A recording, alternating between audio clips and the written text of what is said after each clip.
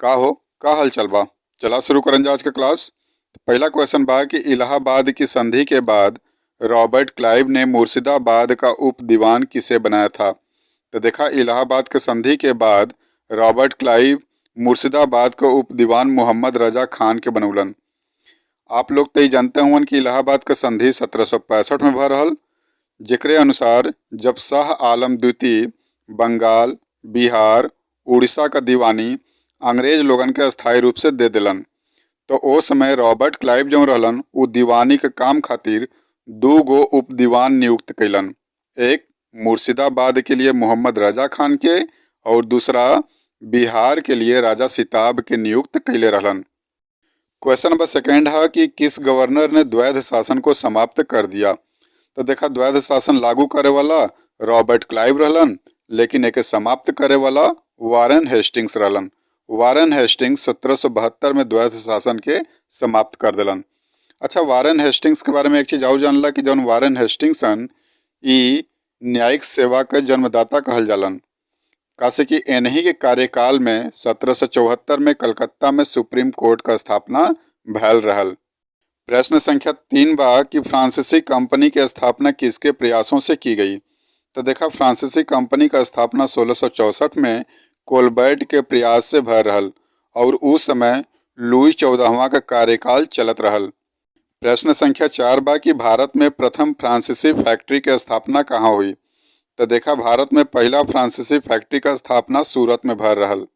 अगला प्रश्न बा कि भारत में पुलिस सेवा और सिविल सेवा का जन्मदाता किसे माना जाता है। तो भारत में पुलिस सेवा और सिविल सेवा का जन्मदाता लॉर्ड कॉर्नवालिस के माना जाला। अगला प्रश्न बा कि राज्य हड़प नीति अर्थात डॉक्ट्रिन ऑफ लैप्स किसके द्वारा लागू की गई। तो देखा, डॉक्ट्रिन ऑफ लैप्स लागू करे वाला लॉर्ड डलहौजी रहलन। लॉर्ड डलहौजी के रेलवे का जनक भी मानल जाला, कासे कि इन्हीं के प्रयास से महाराष्ट्र में 1853 में बम्बई से ठाणे के बीच पहली बार रेल चलल रहल। क्वेश्चन नंबर 7 बा कि भारत में स्थायी बंदोबस्त प्रणाली किसने लागू की।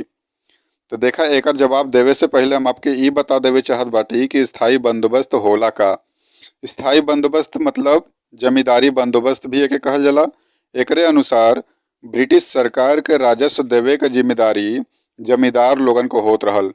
ई एक प्रकार का भू राजस्व व्यवस्था बनावल गए रहल, जेके लागू करे वाला लॉर्ड कॉर्नवालिस रहलन।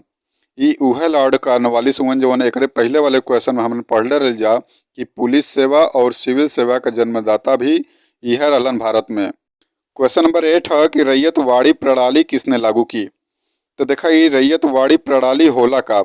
तो रैयतवाड़ी प्रणाली में ब्रिटिश सरकार के राजस्व देवे के जिम्मेदारी किसान लोग के रहल। एकरे पहले का रहल कि जौन अस्थायी बंदोबस्त रहल ओमन ब्रिटिश सरकार के राजस्व देवे के जिम्मेदारी जमींदार लोग को होत रहल, लेकिन रैयतवाड़ी प्रणाली में ब्रिटिश सरकार के राजस्व देवे के जिम्मेदारी किसान लोग के रहल।